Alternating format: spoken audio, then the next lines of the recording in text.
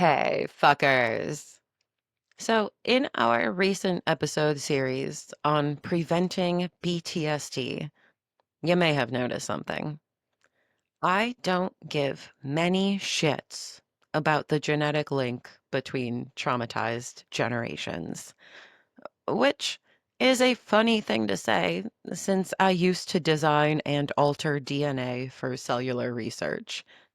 I'm not anti the process of science. As far as I know, I'm not disinterested or diseducated in genetics, even. But I don't spend time talking about these things because it's easy to become focused on the past, on how your own history has set you up to fall, let alone on the ways genes and fucked up family histories have contributed to brain habits you wish you didn't have. You learn that you qualify for a diagnosis. You learn it's an echo of your childhood or of their childhood. Most damningly, you learn that it can be transmitted biologically. And then what? From there, it's not a far jump to feeling absolutely helpless. There is nothing you can do. You were born this way. You were made this way in utero and in the wonder years. And now, decades later, here you are. The information becomes disempowering. Reasons to explain how you're broken and nothing more. You can't time travel. You can't CRISPR your way to health.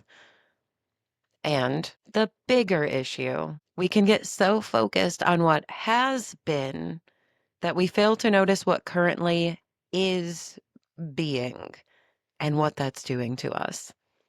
How outside events, nurture versus nature versus what is transpiring to this day, are impacting you, churning up what already lives inside, creating new ailments. Let's talk about what I'm calling environmental illness, the ways that our surroundings and the toxicities within them create trauma, perpetuate it, lend themselves to new negative events and lifestylings, and maybe even more importantly than any of that, tickle the myriad downstream comorbidities that come along with our original word, which stack up easily and ignorably until it's too late, rendering us unfunctional, diminished, down on our asses. I'm saying,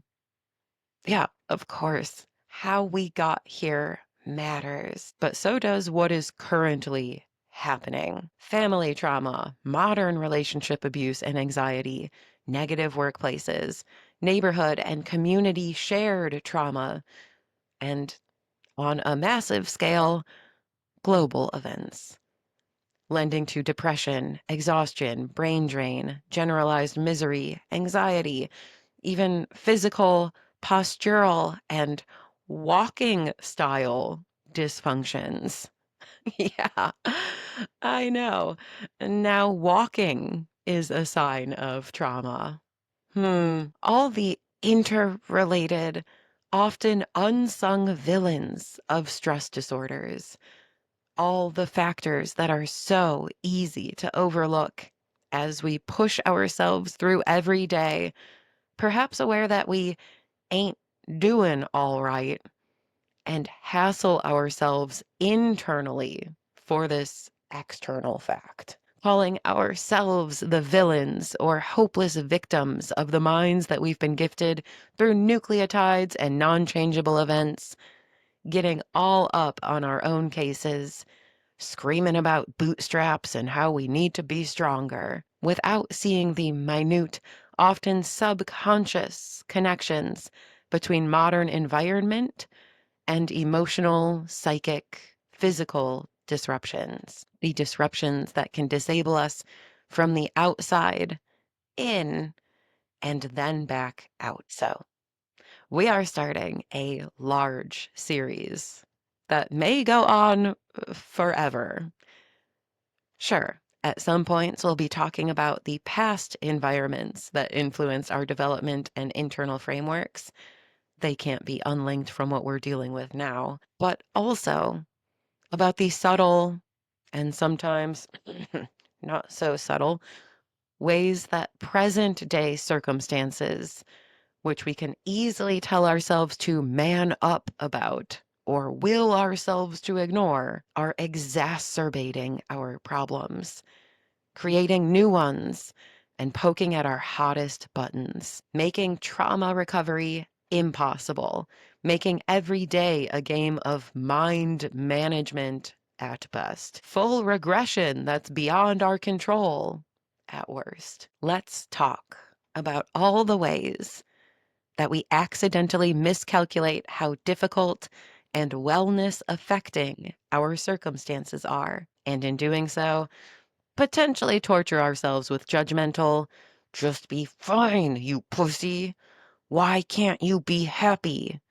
Why do you make everything so hard? Sentiments that make every single part of it worse. We're entering a new research paper, a stacked series about environmental illness. Subtitle that's meant to be metaphorical and a bit experiential, not necessarily literal. Self-loathing at the end of the world. SLEW.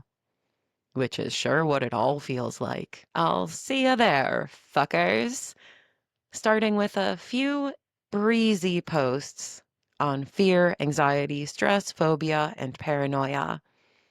Letting it be easy when your environment gets hard. And a personal post on how entirely environment can override deep education. A reflection on being dragged backwards into traumatized thinking and living while knowing exactly what was happening from yours truly. Hail Archie. Cheers, friends. And let's get off our own backs while we all navigate this torrential SLEW. It's not your fault. It's not all from the past. And it's not hopelessly wired into your A's, C's, G's, and T's beyond your ability to help yourself. Sometimes the problem is your current environment, and there's nothing to SLEW about. Cheers.